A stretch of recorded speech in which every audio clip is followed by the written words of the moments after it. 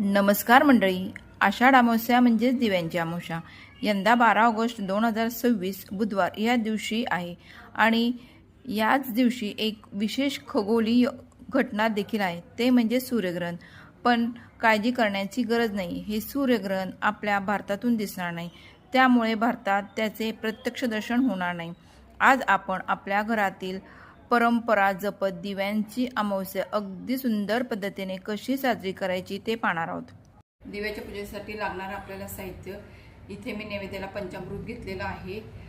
इथे मी फुलवात घेतलेले आहे, खाऊची पानं घेतलेली आहेत, विड्याची पानं, आणि इथे सुपारी, गणपती म्हणून मी सुपारी घेतलेली आहे, फुलं घेतलेली आहेत, उदबत्ती घेतलेली आहे आणि गणपतीसाठी मी पाट घेतलेला आहे.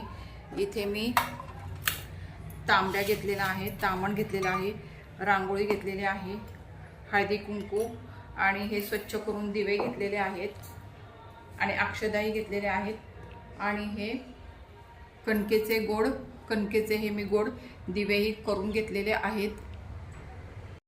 कोणतीही पूजा शुभ आणि निर्विघ्नपणे पार पडावी यासाठी सर्वप्रथम श्री गणपती बाप्पांची पूजा केली जाते. पहिल्यांदा साधे पाणी घेऊन आपण गणपती बाप्पांना स्नान घालूया. नंतर पंचामृताने आपण स्नान घालून पंचामृतम स्नानम समर्पयामी, नंतर चांगल्या पाण्याने गणपती बाप्पांना स्नान घालून ते आपण पुसून घेऊया. इथे मी पाट ठेवला आहे, त्यावर विड्याची 2 पाने ठेवून त्यावर अक्षदा ठेवल्या आहेत आणि नंतर गणपती बाप्पा म्हणून सुपारीही ठेवलेली आहे. हळदी कुंकू वाहून आपण आता गणपती बाप्पांची पूजा करूया.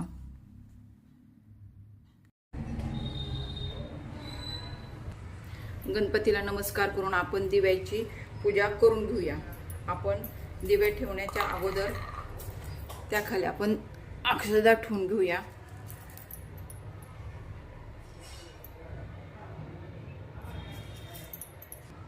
आता त्या अक्षदांवर आपण दिवे ठेवून घेऊया.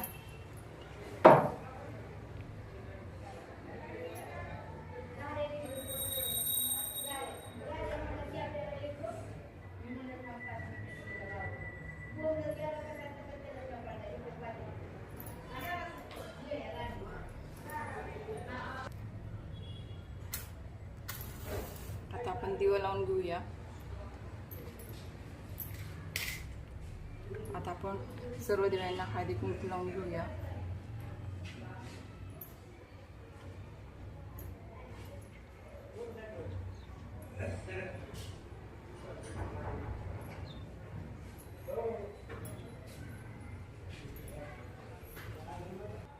आता आपण दिव्यांना फुलं वाहून घेऊया.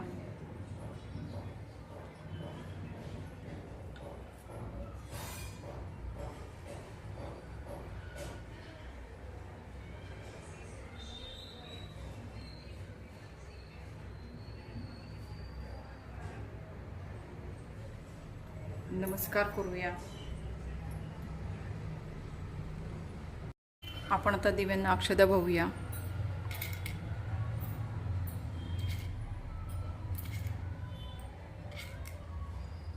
आणि नमस्कार करूया.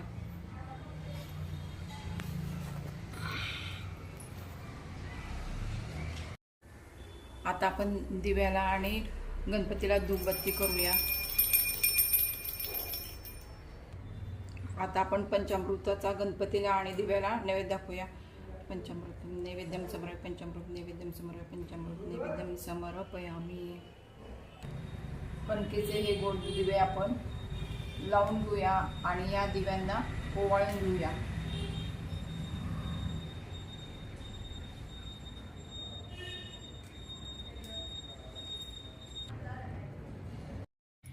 ही दिव्यांची पूजा प्रदोषकाळी म्हणजे संध्याकाळी करायची असते.